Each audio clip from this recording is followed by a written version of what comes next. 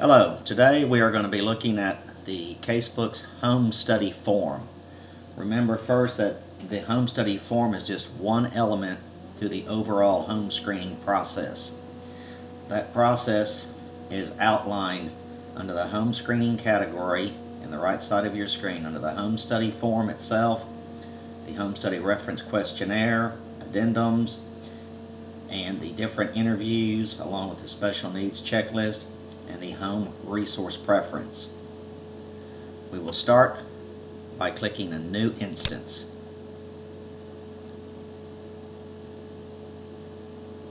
When a form is first opened under a new instance, if we have included useful instructions on how to fill out that form, they will open up the first time you open the form. This form has got a data entry sequence outlined for you. If you will follow these steps, your form will be complete. The first thing you want to do is make sure that your face sheet is filled out fully. This is where we pull data and the origin of all master fields.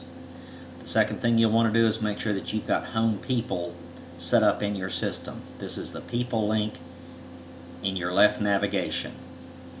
You need to set up your foster parents as people in the system and other home residents. Third thing you'll need to do is your home inventory. This is your pets, vehicles, and weapons. This is also accessible in your left navigation pane under inventory. Once you have finished these items, then you're ready to start your home study. We've implemented a brand new feature that your people list and your inventory list can be updated to current data with the refresh icon that I will be showing you. Okay, let's start working our way through our home study. At the beginning we have the basic information, and you will be making your appropriate selections.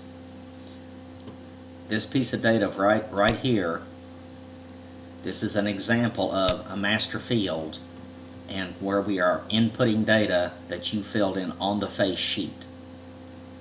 As you come down to your parent information, here is your parent information.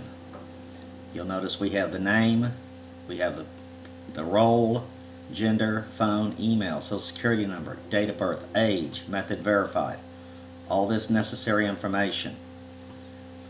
You will notice as an example, this person's information is completely populated.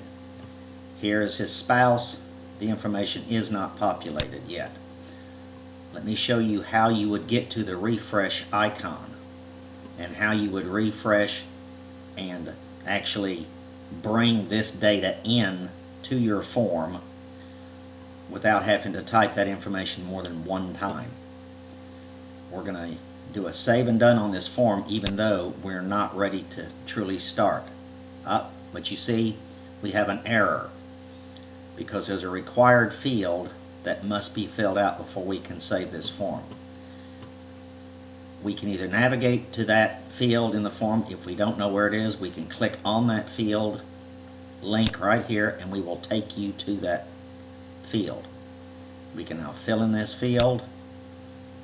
We can close this error window and we can click a save and done. This instance now exists. So let me show you how to populate your people information. In your left navigation, you're going to select people, and these are all the people that we have set up on this home. This foster parent, our information is complete. Here's the parent that we need to fill in more information. I'm going to click on the parent's name and it's going to take me to that parent's face sheet. I'm in the edit mode, I'm in the display mode here. So I'm going to scroll down and I'm going to change to the edit mode in my left navigation. Now I'm able to fill in information. The particular information I'm looking for is going to be down under the personal information section. Say, we know religion. We're going to pick a language. We're going to pick a secondary language. We're going to pick a marital status, citizenship status. We can put in social security number.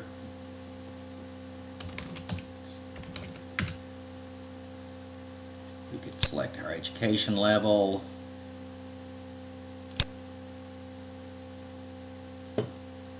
We can say method education verified. It's going to be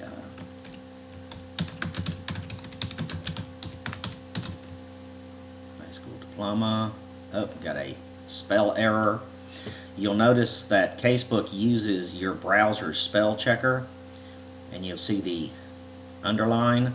If you'll put your mouse cursor over the misspelled word, right click it, you will get your spell checker, and it doesn't find anything that I wanted. Did not recognize that word. I can make my correction. Now if I'll save this information, I don't have to type that information a second time now. I'm still in the home record. I can go straight back to forms in my left navigation. I can go back to the instance of the home study that I was working on. Open that back up in the edit mode. Scroll down to my parent information, and you'll notice this new icon. This is our refresh icon. With this icon, I can click on this icon, and we're going to ask you, do you want to update the information? I can select update that information. And now you will notice that we have the information that we filled in on this parent. So this allows you to start your home study, and if you notice missing data, like method verified for the age, we could go back to our people link, put that information on that parent's face sheet, and come back to our form and update and pull that information in. We have the interview section where you can note the date and locations of interviews with the parents. Then we get to other household members. This is the same functionality as the foster parents, only this list excludes the foster parents and only brings in the other occupants of the home. So these are home occupants that you have noted inside Casebook. Let's see what other people we have that we could add to the list or change this list. We can simply go back to our people list, and we can look here and say, maybe this babysitter actually does reside in the home. So I clicked on the person's name, but that's not where we wanted to truly go. Where I wanted to go was that person's connection with the home. And this field right here, person resides in the home, this equals them being a resident in the home. So I click yes, and I'm going to save and say yes, this person does in fact reside in the home. Now they show as an occupant. I can go back to my form. I can scroll down to my household residents, and we've added a person. So if we update this information,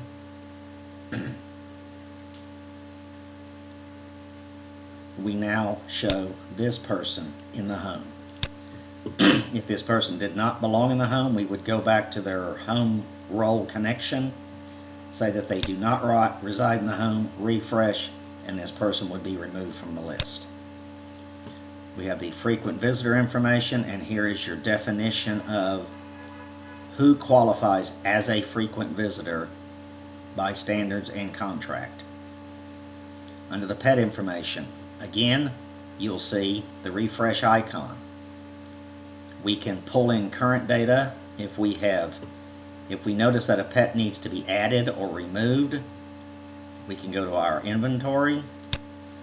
We can go to pets.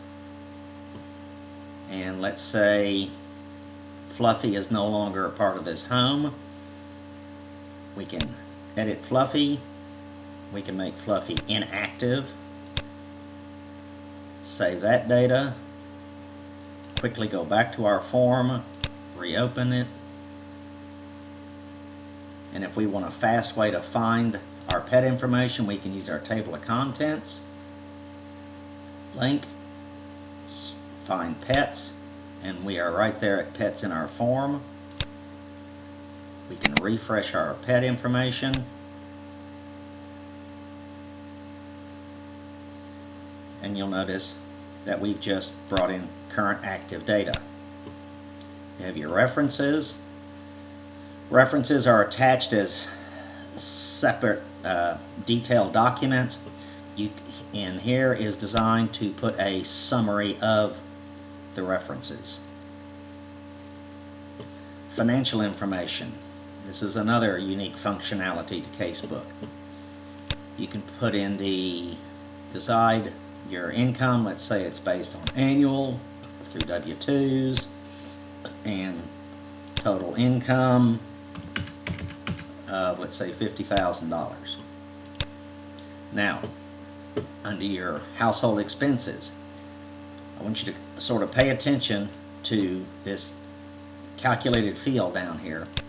As I put in a number here, we're auto-calculating here at the bottom.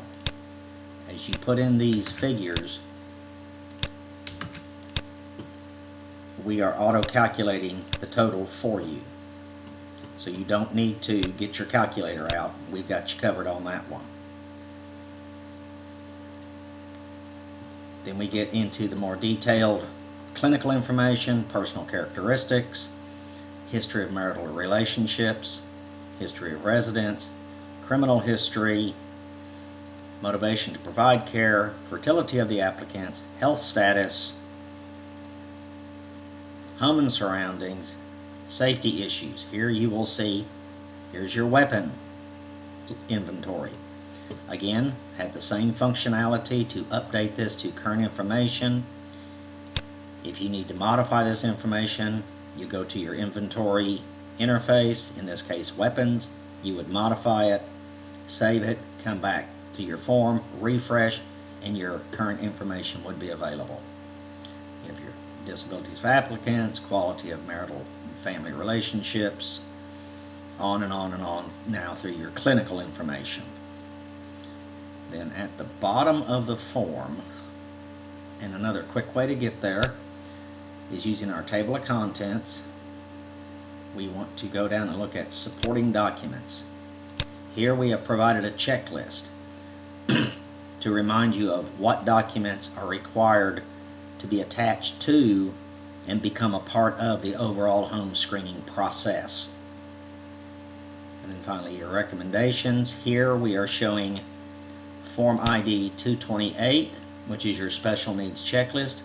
You fill out that form and we will show you the data within this home study form. So you fill one form out and we'll show you that form in another place. And then finally down to your final recommendations and your reviews, and that will complete your home study form. Thank you.